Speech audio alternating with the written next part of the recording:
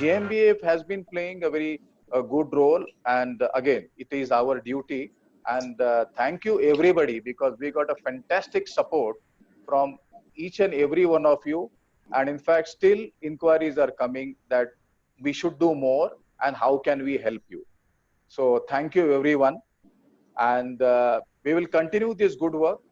And now, of course, as we say, it is very, very important that mind control is also very important. And today we have a very interesting session, and I will hand over to Chirantan to take it further.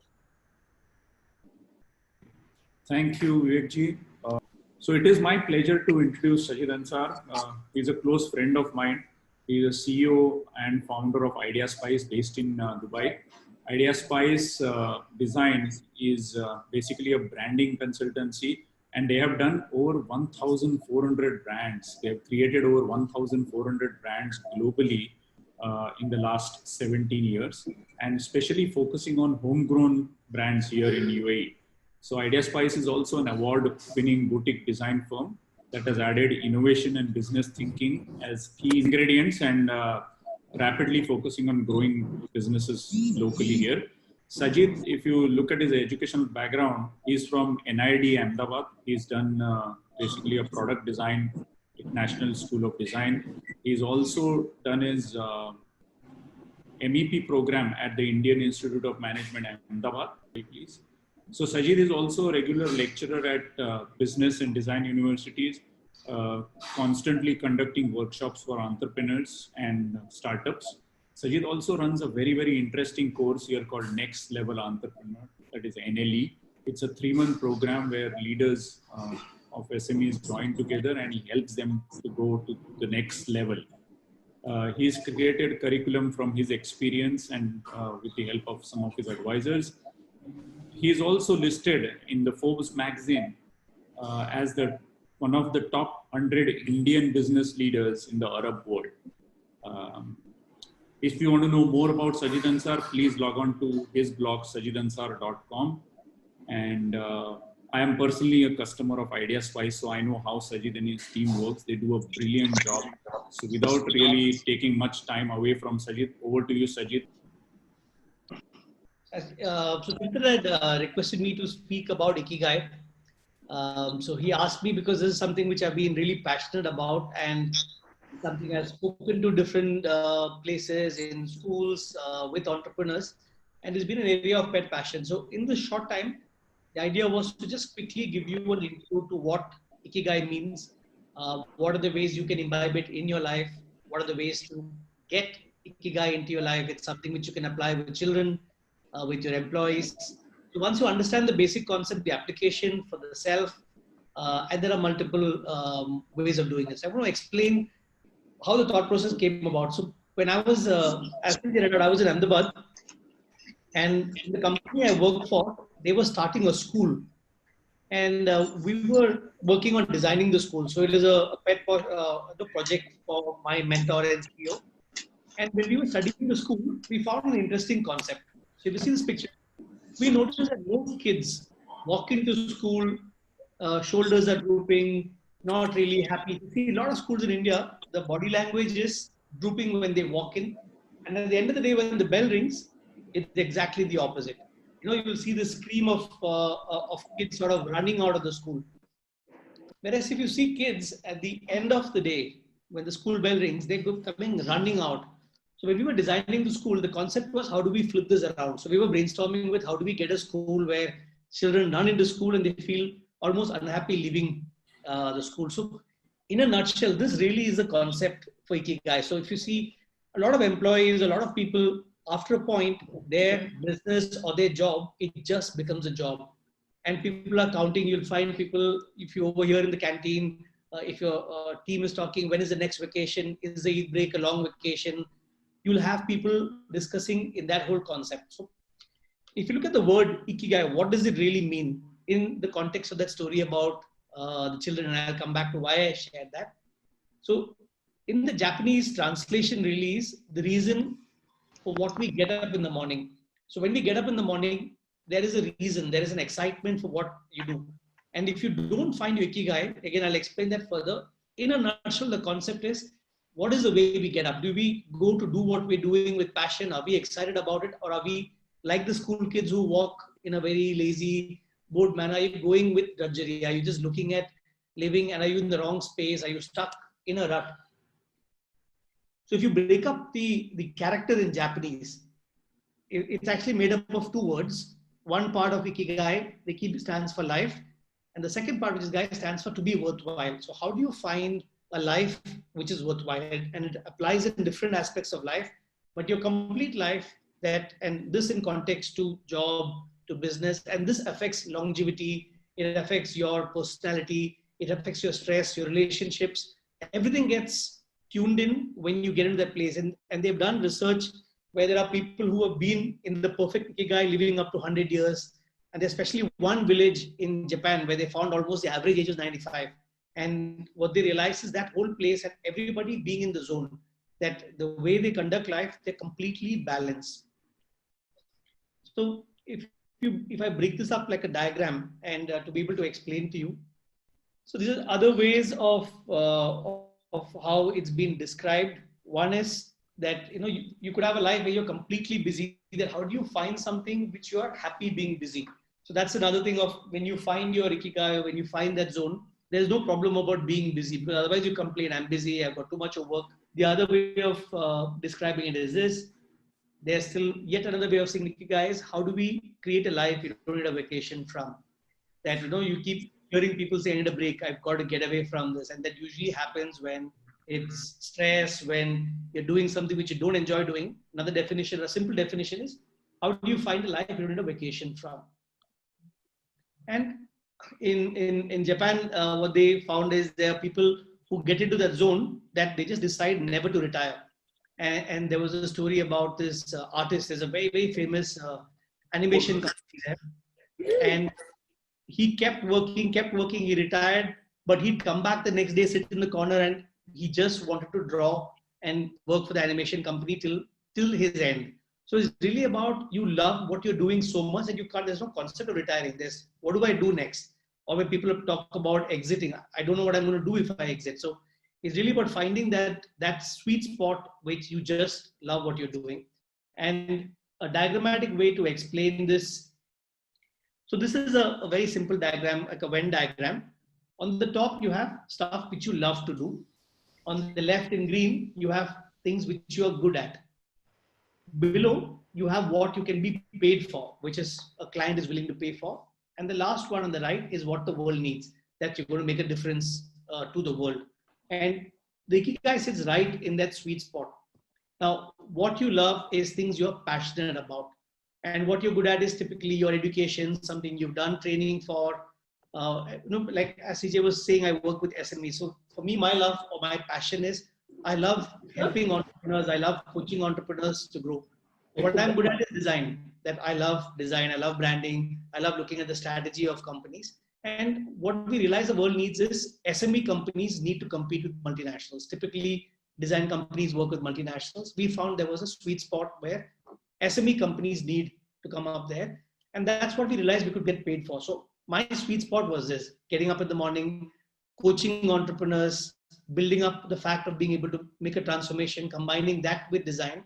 So if you look at this, you could combine, and the best thing to do is if you list out things that you love to do and things which you're good at doing. And it could be the opposite. So if you look at, when you break it down, all of them fall in different spaces. So for example, when you're good at something and you love something, that's a passion. So for example, that's a place where the world doesn't need and you don't want to be paid for. So it could be, for example, you're sitting and playing the guitar and you're doing it for yourself and you love it. For example, some people may love music, but they're bad at it. And that's another distinction which comes there. Or people take up something as a profession. You're good at it, you get paid for it, you don't love it, the world doesn't need it, and you're stuck in that rut. And you hear people talk about the rat race.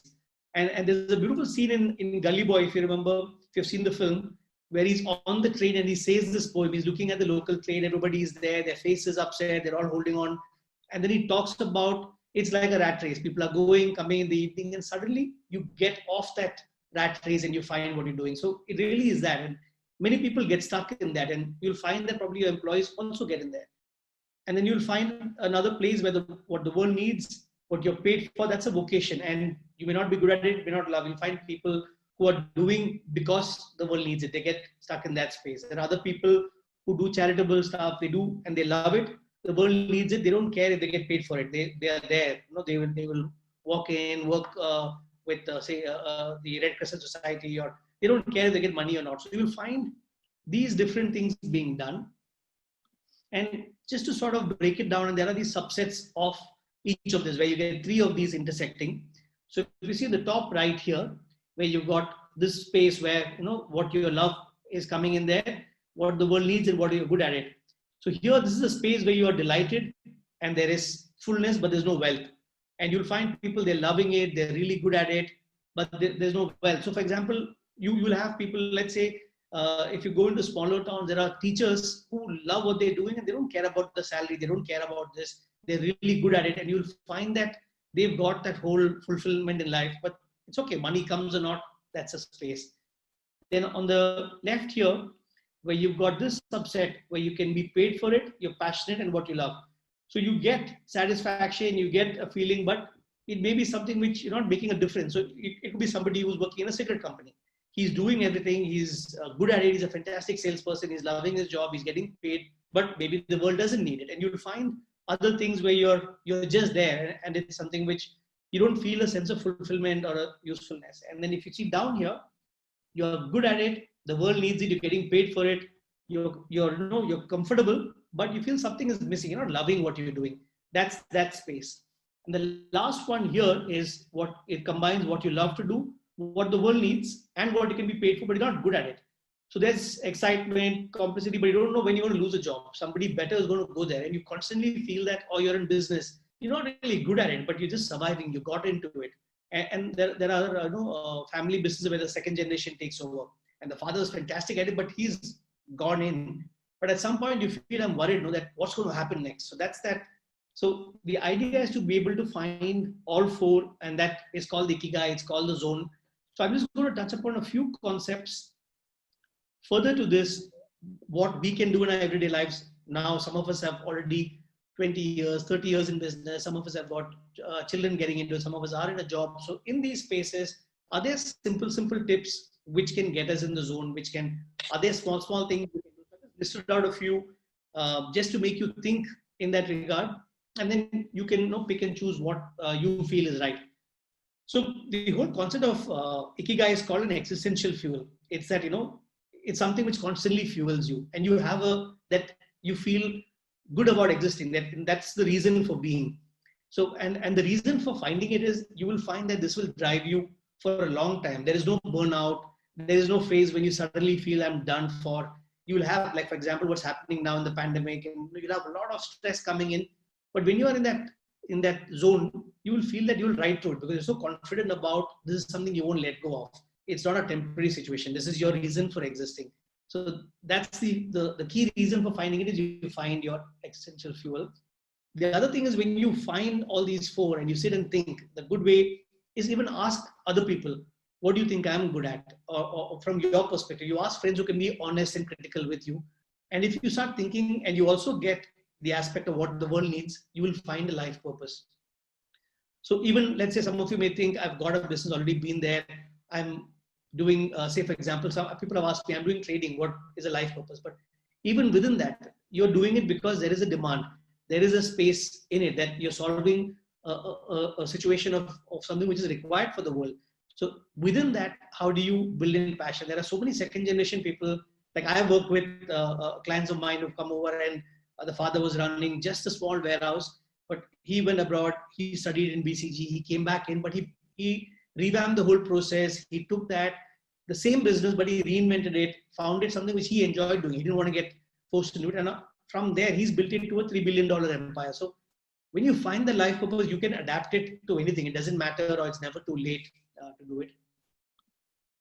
The other concept I want to explain, which is again Japanese, since we're in that Japanese theme, is a concept called Kaizen. And Kaizen, the Japanese word, the meaning of it is continuous and never-ending improvement.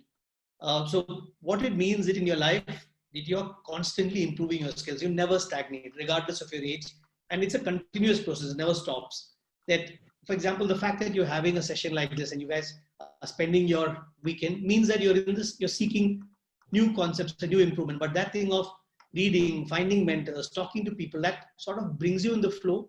And the other aspect in those four wheels is it makes you better at what you do. You're getting better, you're finding new skills, or you're finding a trainer, or you're finding a coach, or you're reading up books on the subject, or you're going, many of us go for exhibitions, and I know a lot of people go and see the best practices around the world. So all that is part of a process called Kaizen. That's one thing which sort of gets you into that space for Ikigai. And that continues with the same concept that you never stop learning. There's never a point, you may be the best at what you do, but if you tell yourself that I got to put the benchmark higher. And in business, that's what you can do. Let's say, unlike a person who's running 100 meter, you get to a point, let's say 9.7 seconds or 9.68, and your age catches up, then you don't know where you can go. But with things like business, career, it's a path which is constant. And if we wear that hat saying that I'm constantly going to get better on a daily basis, what can I do better tomorrow? Or the other thing which Steve Jobs used to say is, if today were the last day of my life, what would I do differently? So if you approach each day with that passion, and am I wasting my time? Am I doing toxic things? Am I learning something new? Am I getting better at my business? That's a sort of field which sort of gets you into a Kaizen space. And which comes to the point that when you're excellent at what you do, you're always driven. When you're mediocre and you know your clients are giving you a problem, the competition is going to go past you, you're getting into these tender things. The main thing is when you're excellent, there is no choice but to work with you. And if that's the benchmark, that I'm always going to benchmark not with the local competition, I'm going to be world class. If that mindset is there, and it's a long journey, it's not meant to be done immediately. But if that excellence mindset and that hunger is there, you tend to again be in the Ikigai, because you want to be so good that the world needs it. Because then you're taking these two circles and bringing it together, because you are really good at it and the world needs you. So that's what excellence sort of brings in from an Ikigai space. The other concept is we all have a comfort zone. We tend to get into a space that everything is okay. I don't want to try anything new. So the other thing which sort of makes you grow is to constantly break that boundary a little bit. Every day you do a little bit more and you push your boundaries, and that again makes you excellent. That follows the whole thing of excellence, because you're getting better. And when you break your comfort zone, you tend to get passionate about what you're doing. You suddenly start to see you're doing better. You start to really enjoy that. So, and there's another thing for comfort zone. You'll find, let's say you go to the gym. Many of us make the mistake of going on the first day and taking all the weights and running the treadmill, and in 3 days we are knocked out.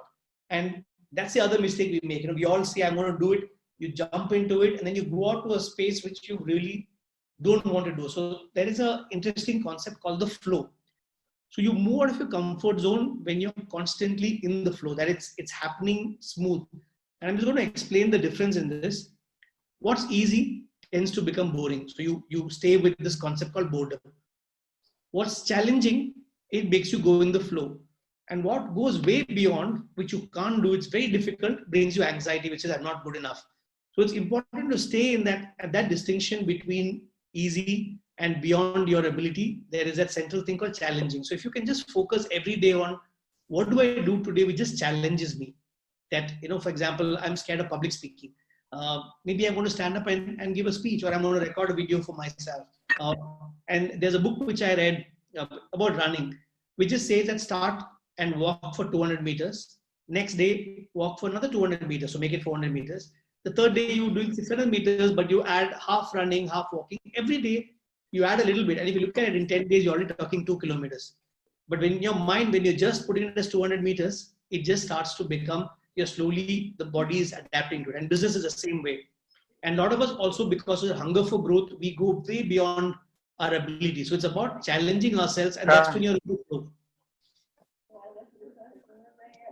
The next concept is a concept called having a vision. And the analogy I'd use is a few years back, I've done this. So I was doing this trek to Kilimanjaro. And when you're trekking, in the distance, you can see the mountain. It's there overall, almost all the, it's a 7-day trek. Around the third day, you start to see the mountain. It's a long way off, but you can clearly see that mountain. So you get lost, you go into different nooks, you get into a forest, you go past the rainforest, but you know that you're heading towards that mountain. So really having a clear vision, and especially during this pandemic time, and we get into, and many of us will naturally get into what happens to cash flows tomorrow, what's going to happen the next month. So while that is happening, it's important to look up and see there is this mountain which you have to get through. All this is just a detour which we're taking, we're not adapting. But when you have a clear vision, that keeps that passion alive. You know that I'm doing all this to get, I've got to get better because I've got to get to a space which is challenging much more for me. So one thing I'd say is you've got to constantly revisit. And I know Chirantan and me, we work quite often together on what do we do 5 years from now? Where are we going to go? So that when you get that clarity, and it's like a roadmap. And the other analogy is when you're driving, you don't put the GPS on and you're just driving. The road looks good, but you don't know if you'll reach Abu Dhabi or Ras Al Khaimah. So it's important to put the GPS on where you're going to go. So that clarity over the GPS is so critical to get the Ikigai on. Another key concept, when if you see about that whole concept of what the world needs, that comes from empathy. When we are constantly listening to our customers, we are observing how we can do things better. You're sitting in your own office and seeing when a client comes inside, is there a different way you can deal with it? How do you improve? And to understand what the world needs, it requires a sense of empathy. It means about looking around at opportunities. And in every business, there is a way to reinvent. And when you stagnate, somebody else is going to take you forward. And the old concept of price and quality, you can't compete on it anymore. That's over. Everybody knows where you can get a price cheaper. Everybody knows where you can get the quality better. Now it's about understanding a consumer need, understanding your client's need, and doing it so good they can't ignore you, or they tell 4 more people about you.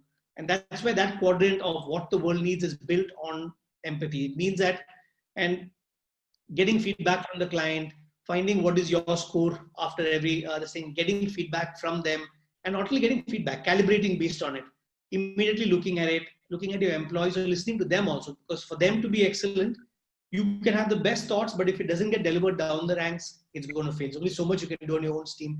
So that empathy is right across the board. So to be good at what you've got to do, you've got to have empathy with your employees. For your customers, you've got to have empathy with them, and to think one step beyond. So again, I'm going to give Chirantan's example where there was a time when he was sharing where he was going to get in packers who were women. And that I thought comes from the empathy of knowing that when you're handling the kitchen or you're handling breakable stuff, as a customer, you just feel good seeing women packers. And that's built on empathy, because that's something which the world needs but doesn't know about. So those are also interesting ways to sort of look at empathy. And at the end of it, I mean, it's so important to have time management, because when you want to do things, you want to be able to learn new things. You want to be able to dabble in excellence when you want. And if you get caught up in stress, that also takes away your reason for getting up in the morning.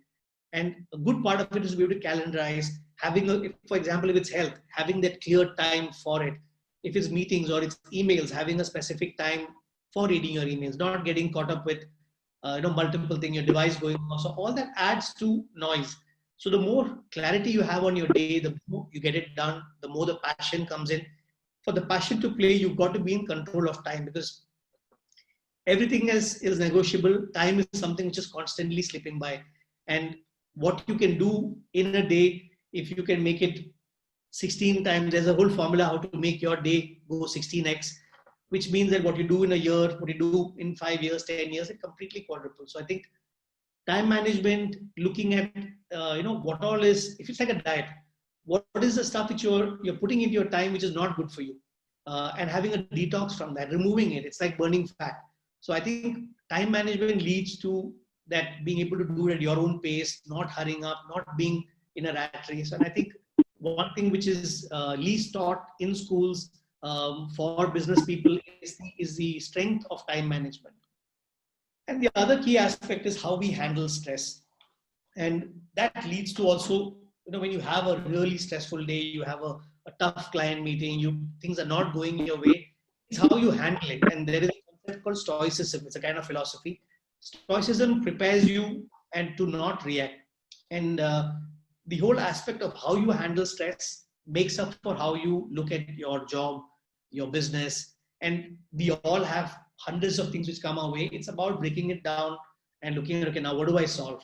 Is it something in my control? Is this going to pass? What is the worst which can happen? And if you look at addressing stress, then you don't need a vacation, because you're breaking it down, saying it's just a challenge, it's not a problem, it's something I've got to break it down. And that again brings you back into that space where you don't take away time from something you're good at. And because stress eats you up, it affects, you go back home, you'll shout at somebody, you'll have a fight with your spouse, you bring it back to the office. It's a cycle which you get caught up with, you yell at your kids, and the kids feel angry, they talk back. So stress just sort of takes away a lot of the energy, it takes away the passion with life. And that's a very important aspect of Ikigai, is how you deal with it. And things like meditation, yoga, all these sort of are important, because that makes you more productive, it makes your business grow a lot more. I think stress is a very, very critical aspect of how you wake up in the morning going for your job. If it's like, oh God, I'm going, I don't know how I'm going to solve it. If you wake up like that, you come with that body language. And there are tools like NLP. I think you should also get someone to speak about. NLP has got so many techniques to break down, reframe stress in your mind. How do you change that? And stress also comes from mindset. That, for example, you hear people speaking about, for example, what's going on now. One way to look at it is you plan that it's a situation which everybody is going through. What are you going to do to stay lean? What are the opportunities which come? What's got to change? And you got to act fast. A lot of us discuss, but we don't take action on it. So as situation come, if your mindset is clear and it's broken in a positive framework, you also spend time with people who are positive, because there's a very interesting saying that the sum total of the 5 people you hang out with, that becomes you.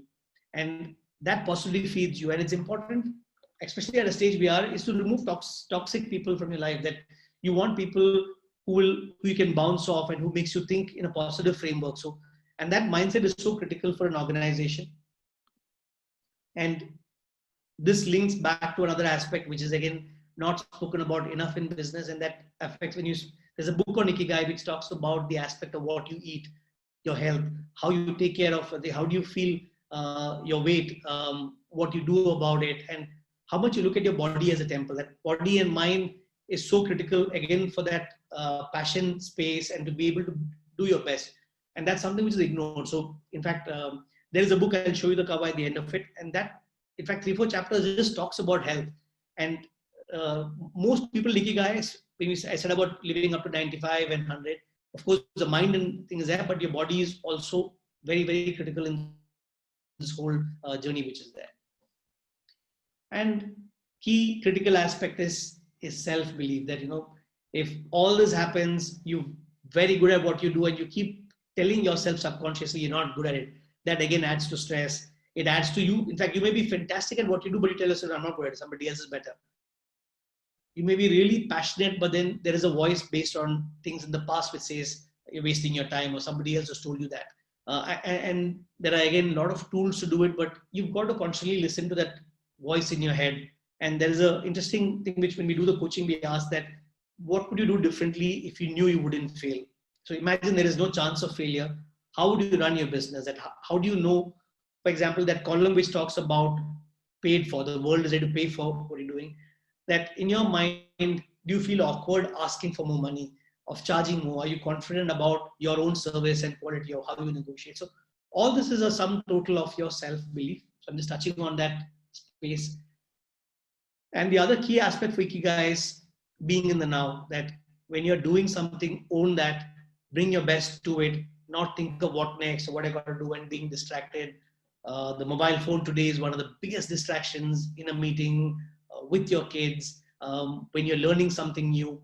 So that being here now is actually a very, very critical concept of Ikigai, which is why a lot of business people speak about the power of meditation, of controlling your mind, being able to, your mind is always going into different directions, like a wild horse who's got to be tamed.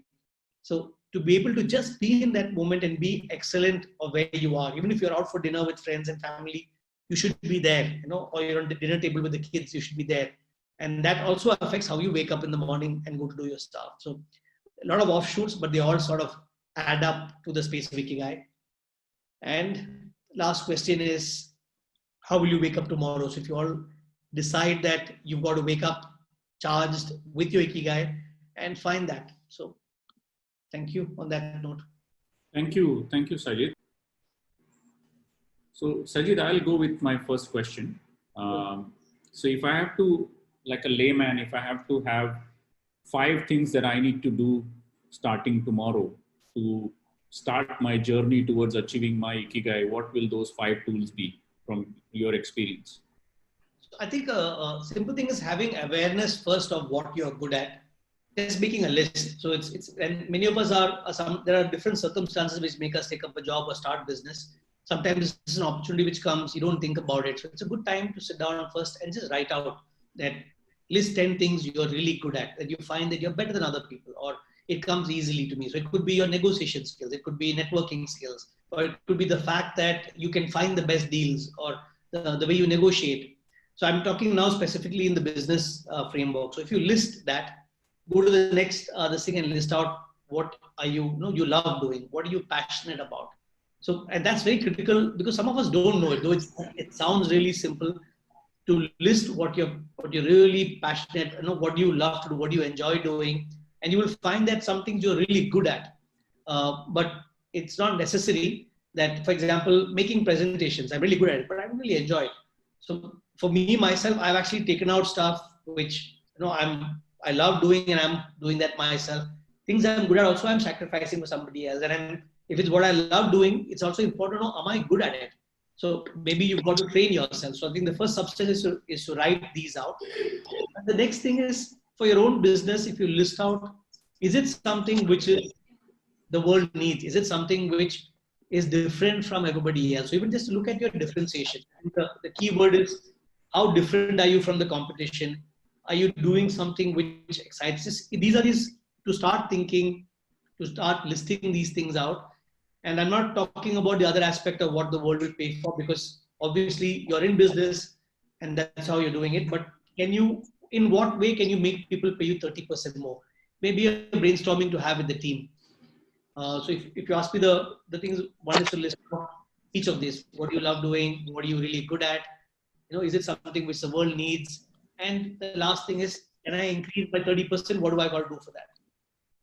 Okay. And specifically, if you want to find out if you're good at it, your close buddies are the best feedback mechanism you have, right? Yeah, I think people who are honest, I mean, because you'll have a lot of people say, you're fantastic, man, your poetry is too good. But then they could be just friends who are there. But you've got to say, look, I want to find out. I want you to be honest with me and say, what do you think I could improve? Yeah. And other thing is self-awareness. Is just to notice that you will know there are some things compared to other people that you stand out for, or in the organization. And when I was talking of that 16x, right, that you talk about how do you multiply your day by 16, again, the same exercise we look at is, what am I really good at and what do I enjoy doing? And in that, are these things which the clients will pay more for if I do it? Will it increase if you look at that, and everything else you remove and delegate it. You find somebody else or you outsource it. And if you just focus on that space, that you're good at it, you're passionate, and clients are going to pay. For example, in our business, when we spoke about the SME thing, what I realized is that when a SME company or an entrepreneur is speaking first, that art of listening to them, and while they're talking, to be able to quickly grab what their differentiation is, what's different about them, is my skill set. And that's what the clients love about me. That's what I love doing. That's my passion. And that's what pays the maximum bills. So my time is completely honed towards that, and I'm building skills. I went for NLP classes. I started honing that skill of how do I get better at just that, and delegating everything else. Got it. Pradeep ji had raised one question. Actually, the four questions which you have asked, very vital questions. And I think that first three are comparatively easy to answer. What I love at, what I am passionate about, or what I am good at. You have given a very good tip. Ask people to find out, what you are good at. But what is most difficult, according to me, is what world will pay for, because this is ever changing, and what people would have paid yesterday may not be ready to pay today. So how do we actually dig deep and find out an answer continuously on this last question? What world will pay, or what they need? Their need and pay is actually related. But what is your suggestion? How you should go about it? So I think it's a very good thing, but it's important to also look at how much of the current situation is affecting that worry to think of a higher pay point. So, and it's important to look at the whole situation now as it's not going to be there for more than 6 months. And if you to switch that off, but even within that, there are opportunities. So good ways if you just brainstorm with your sales team and you have the brief for that brainstorming is how can we up our sales and our pricing by 30%. So you will find a bunch of ideas like when we did this ourselves.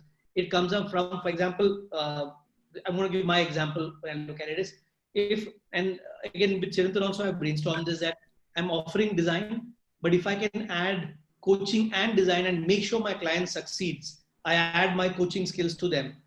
The other thing is, can I add a service which I don't have with my same resources, which they're going to somebody else for example. Or another example may be that do I learn negotiation techniques and reduce my buying price by 10%? Because right now it's a tough market, like you said. I can also work with people I'm buying from if you're in buying and selling. So like that, you could come up with 100 ideas and then zero in on how do you get the top 10 things that you can apply immediately. Increase prices.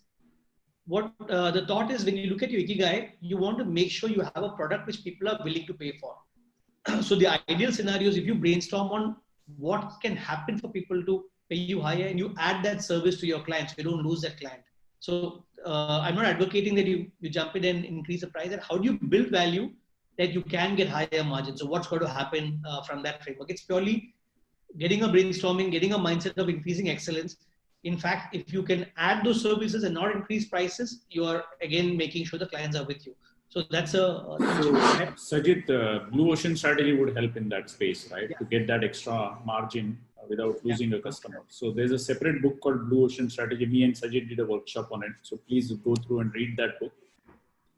Okay. Rahul. Hi. Rahul Gokhale. Thank you, Sajith, for a wonderful session. My question is, I might be good at something, world needs it, that's why I'll get paid for. But if I'm not passionate about it, how to balance that? Because then after some time it becomes kind of boring routine. Because I'm good, I get paid, but I don't have passion in that. So how to overcome this dilemma?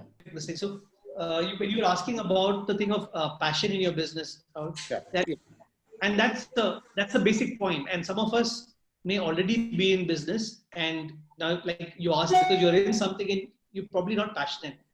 If you're not, that burnout or you're not going to find an Ikigai. You'll be in that space. If you see those diagrams, you'll be in a space where it's making you money. You'll find a sense of lack of fulfillment, or you're getting tired, or you'll start looking at the hours, or you're waiting for the vacation to go in for, or you'll find that stress comes to you, or you might snap. So the other question to ask, like CJ was saying, the action step is, what can I do in my business, or are there other things I'm passionate about, and can I in some way reinvent that into my business? So when I was giving the example of the trading company, which one of my clients had come into, so he was passionate about processes, systems, ERP. So he actually brought all that, what he loved, into the company which the father was already running. And he slowly, bit by bit, again, with the example of, you look at challenges, not jumping in completely into the flow, step by step, incremental steps, changing it, and you find and getting it. But it's like an ailment. If you don't bring passion into your thing, of course you'll make money, you'll carry on, but it's a rat race. It's at some point you'll feel the burnout. So I'd say for you, the first thing to do is list out things you're passionate, or brainstorm on how do I find passion into an industry which I'm already in. Thank you. Raut sir, you have a call. Very nice terminology you have mentioned here. Be here now. In today's challenging situation, a lot of things are demanded from us while you're working or while you're attending a seminar. You get a calls. You have to do multitasking. So in such a situation, what are your suggestions for be here now? So ideally, the key to this thing is, if you're in a meeting, many of us do it. We look at our iPhone, and sometimes I also think that. But if you just think there was a time when it wasn't there and life went on, I mean, nothing is going to really happen. If you just try it and see that, because I've seen a a company I went for, in their meeting room, they have a basket where you have to drop the phones inside. And it's a rule. And you realize when you try it that nothing, the world doesn't stop. And if it's something which is a crisis, somebody will call you. And people, if you don't respond to, you don't lose a client either. And even 15 minutes, half an hour window, and if you have a specific time that I want to check my email at this time and at this time, and that works. You might, if you want to phase it out, and again, the same example of challenging yourself, then completely going into it, start by checking your phone specifically, or put it in the calendar that I'm going to be looking at my email first thing for 15 minutes only, and I'm going to check it before I leave for home. And you will really find that your mind, excellence comes when you're not doing multiple things. And that's when you do it really well. You're in a meeting for brainstorming, and if you're looking at your phone, or you're thinking of this, or the price tension is there, and that all can be solved. And let's say you're brainstorming or you're doing a negotiation, but you're thinking of the stress, you're not going to be doing it at your best. So I would just say try it, and you'll find that nothing happens. Yeah. My just quick comment is that multitasking is a myth. I mean, even a juggler who is juggling 5 balls, we look like he is juggling 5 balls, but at a time he is juggling only 1 ball. Yeah, So very good analogy. One thing at a time, finish that, go to the other thing. Multi-skilling is fine, but multitasking is no. Agreed. Thank you. Mr. Sareen has a question. This is very nice management tools, and in management, you cannot control unless you can measure the things. You cannot manage the things unless you can measure the things. So what are the measurements you recommend in this Ikigai tool? So the thing with Ikigai is it's something which you're applying for different people. I think the best, if I look at it, it's a more softer skill. The best we look at is when you wake up in the morning, do you feel like rushing to the office? And are you bothered? That's the best tool for this. Unlike, let's say, auditing and accounts, which you are in, you will not be able to quantify it for this. The best way of looking is it's a feeling which you have, and it's a zone. And which is why this concept is so critical, and you will find magically when the 4 come in, and even with the parameter of excellence, it's a very subjective term. You can't put a number, a numerical aspect for excellence, for passion, because it's different for different people. Likewise, for what people need, every client, demand and supply will change based on their need. What people will pay you for will be different from industry to industry. I think the best measure for it is how you feel. Are you excited? Do you have a life where you don't want to stop working? You don't want the weekend. You don't want a vacation. I'm not talking about being a workaholic. It's just about you're fulfilled by it. And there is a glow which you will feel it as soon as it happens. You don't feel the drudgery, or that example I gave of the kids getting up and then not wanting to walk. So your body language will change, and you will feel that whole change happens when all these 4 hit. So it's a feeling more than a quantifiable sense. It's very subjective. Right. Thank you. Thank you very much for clarifying. So Prasad, over to you for conclusion. Absolutely. Well, first of all, thank you so much, Sajith, for introducing Ikigai to all of us. I'm sure all of us, hear these concepts, and in a meeting we say Ikigai, yes, I know about it. And I'm sure 99% people don't know about it. So at least, you have given us, I would say, one reason to say, yes, we know Ikigai a little bit. Your way of presenting, and in fact, the real life examples, Sajith, were very, very connecting to us. And I think that's what increased our interest in the subject. I'm sure we are going to do every research possible on the net now about Ikigai. But more importantly, we need to bring it back to our life. And yes, you were going to show us some book as well. I will request. I forgot about that. Yes. So this is an interesting read. It's called Ikigai. Okay. Absolutely. So I think some of the key takeaways for me from your session were: never stop learning, don't be mediocre, always look for excellence, break from your comfort zone. I think most of us are prisoners of our comfort zone, so break from it. Keep balance, keep your targets which are achievable so that you remain in the flow, you don't burn out. And last but not the least, something very, very important: empathy is going to win us the deal, no more the price or the quality of it. So once again, I think these were some things that I took away from it. I'm sure there will be many more for others. So once again, thank you, Sajith. Thank you so much for taking us through Ikigai. I must thank all the participants as well for giving us your Saturday evening and being patient. We had one of the quietest and in a nice way platform today, where we could interact with each other. This is almost the 4th month when we are meeting online. So as much as you are, we are also itching to come together and meet in person. But we all have to be patient. We have to wait for the government or the authorities to permit us to do that. So till that happens, I must thank Chirantan for introducing Sajith to us. And I thank once again all of you for joining us. We look forward to you joining us again for our next event. Thank you so much.